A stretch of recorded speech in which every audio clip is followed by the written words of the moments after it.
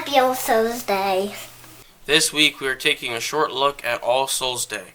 The holiday takes place on November 2nd, right after All Saints' Day.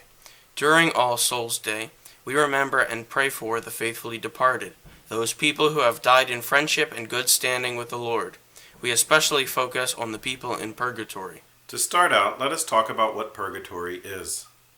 The book of Revelation says of heaven, quote, "The treasure and wealth of the nations will be brought there, but nothing unclean will enter it, nor anyone who does abominable things or tells lies.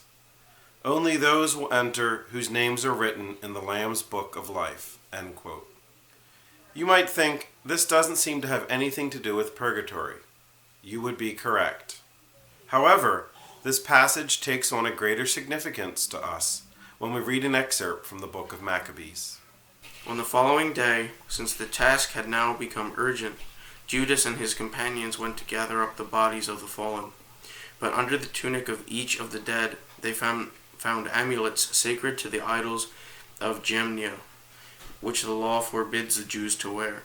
So it was clear to all that this was why these men had fallen. Turning to supplication, they prayed that the sinful deed might be fully blotted out. He then took up a collection among his soldiers, amounting to 2,000 silver drachmas, which he sent to Jerusalem to provide for an expiatory sacrifice. In doing this, he acted in a very excellent and noble way, inasmuch as he had the resurrection in mind. For if he were not expecting the fallen to rise again, it would have been superfluous and foolish to pray for the dead. Thus he made atonement for the dead, that they might be absolved from their sin. End quote. These two passages, when read together, give good evidence toward the existence of purgatory. If a person is in hell, he cannot be saved.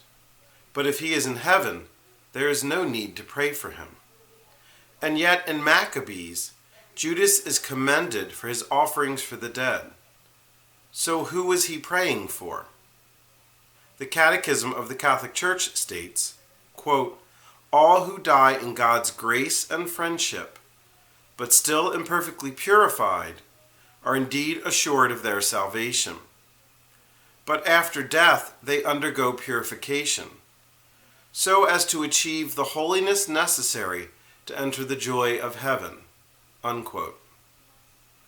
We call this purification purgatory. The purification in purgatory is like the purification we go through on earth.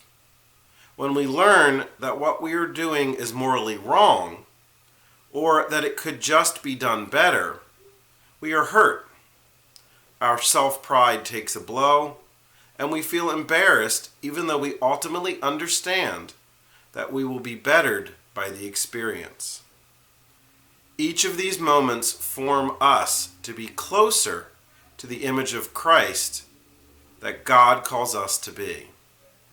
Ideally, we will become completely purified by the end of our lives and live out Christ's perfection.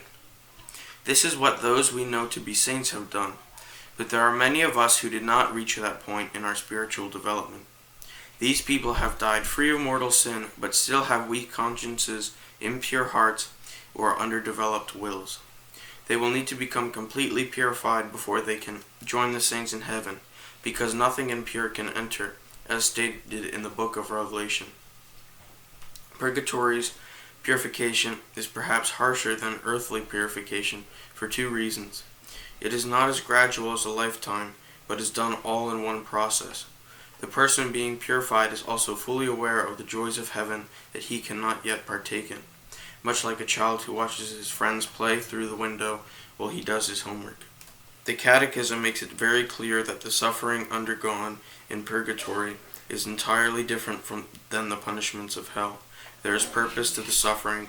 It is not an end in itself. By praying for the men and women in purgatory, we can give them the encouragement and love that they need to bear the pain of purgatory's purifying fires. They need our prayers and the intercessions of the saints just as much as we do. All Souls Day is a time for us to remember our own impurities and pray for those of us who have died in the hope of the resurrection. It may be that one day we ourselves may need the prayers of those on earth to aid us on our final step to heaven.